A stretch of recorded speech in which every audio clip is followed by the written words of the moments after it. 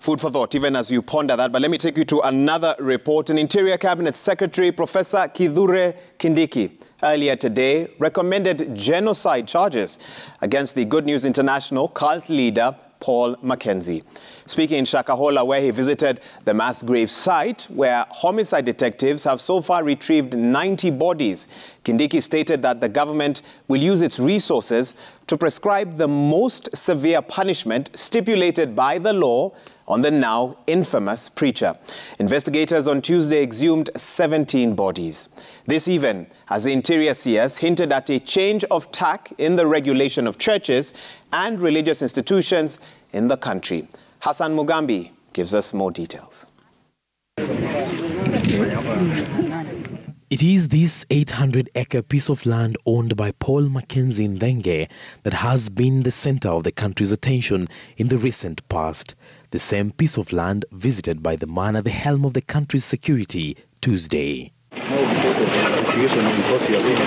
Cabinet Secretary Professor Kithure Kindiki Tuesday visited Shakahola area in Kilifi County, here to assess the situation and efforts by homicide detectives who have been on an exhumation and rescue mission. The CS stated that Paul Makenzie, the main suspect in the misleading doctrine that saw worshippers forced to starve themselves to death, will be dealt with the most severe punishment in law. To dig graves and dispose bodies who have been murdered, it is possible to charge them with a crime of genocide under international and Kenyan law. The CS affirmed that atrocities committed by the Malindi-based self-proclaimed religious leader contravened both national and international law.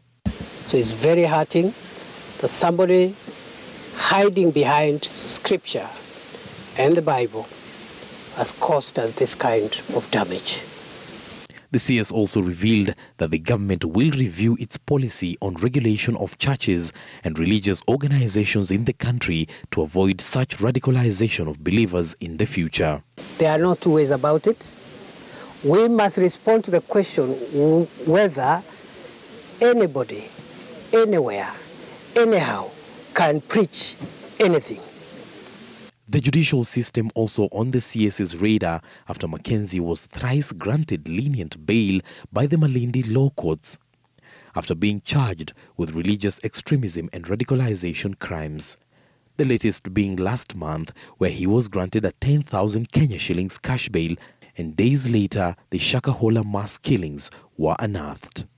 And any preacher of any faith who kills people or engages in criminal activities in the name of religion must be stopped.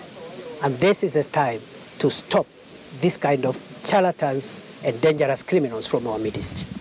The CS stated that the government will tighten the noose on radical preachers, adding that another one is likely to be summoned, questioned, and even prosecuted. We have opened a formal inquiry on one of the religious organizations also based here in Malindi, and already we are getting crucial leads.